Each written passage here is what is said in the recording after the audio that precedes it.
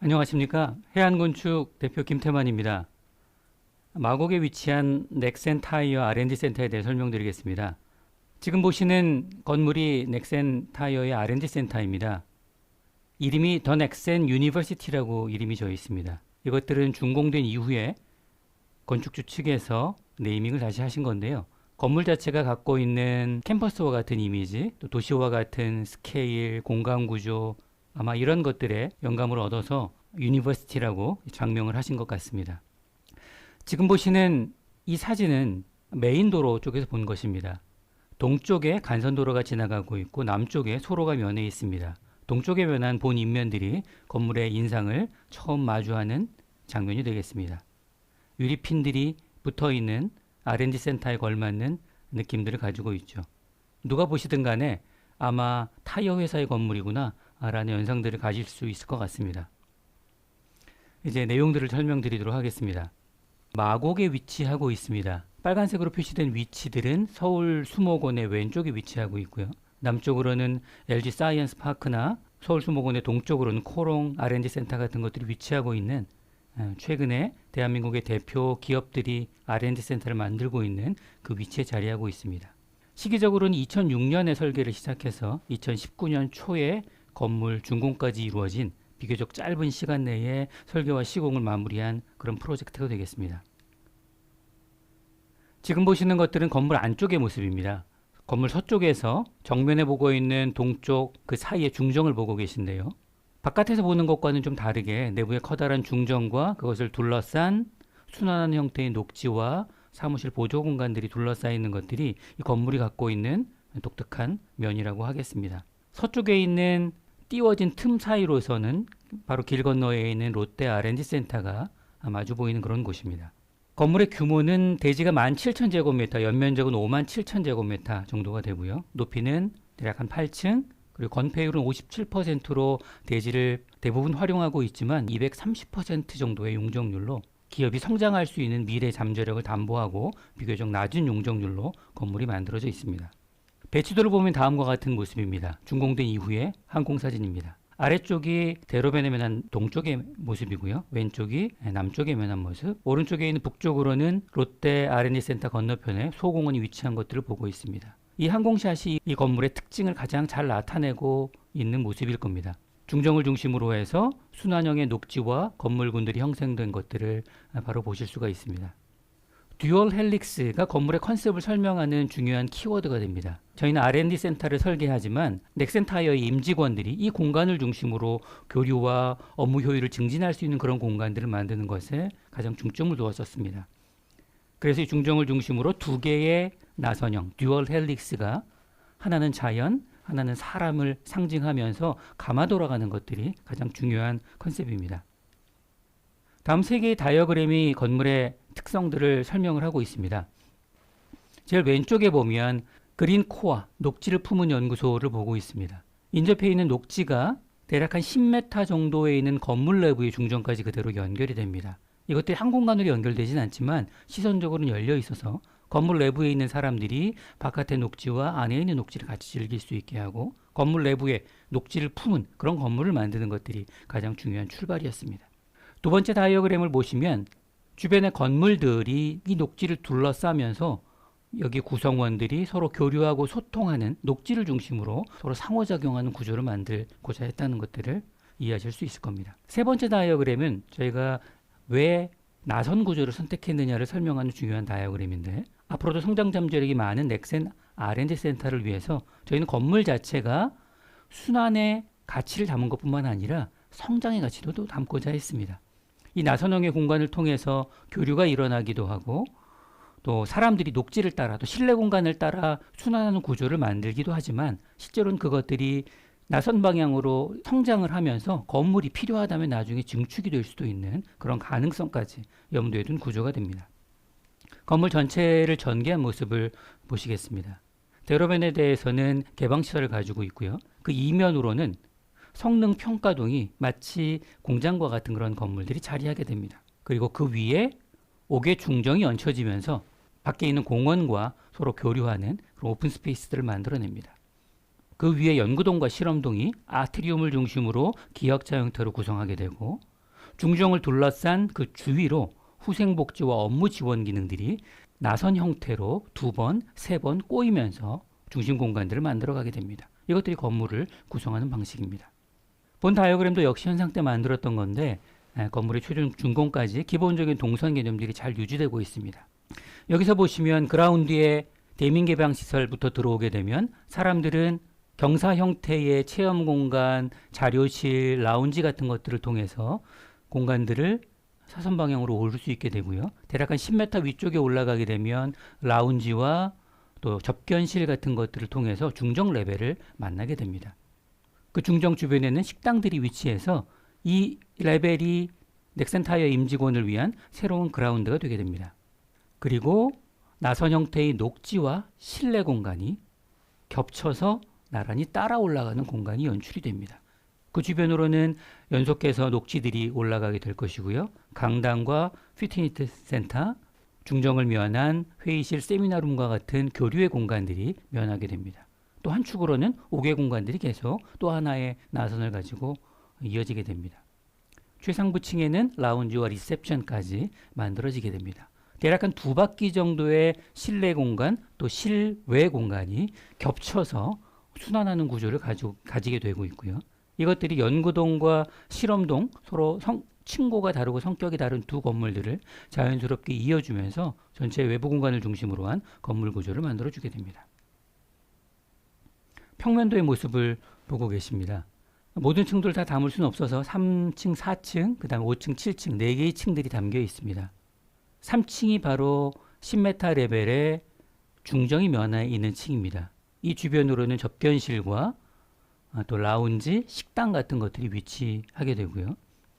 모든 직원들은 에스컬레이터를 통해서 이 레벨에 올라오면 여기서부터 보안 검색을 통해서 각각의 연구 코어, 실험 코어를 타고 자기 업무 공간들로 들어가게 됩니다. 이 공간까지는 사실은 방문자들에게 또 내부 직원들에게 열려있는 그런 교류의 그런 그라운드가 되는 거죠. 그리고 그것을 중심으로 해서 4층에 보시는 것처럼 하부 연구시설, 그 다음 왼쪽에 실험시설, 그리고 그 사이에 실내 공간으로 연속되어 있는, 그리고 동시에 실외 공간으로 연속되어 있는 지원 기능, 강당, 피트니스 센터, 라운지, 협업 공간 같은 것들이 중정을 실내외에서 만나면서 나선형으로 꼬여서 올라가게 됩니다. 최상부층까지 구성되게 됩니다.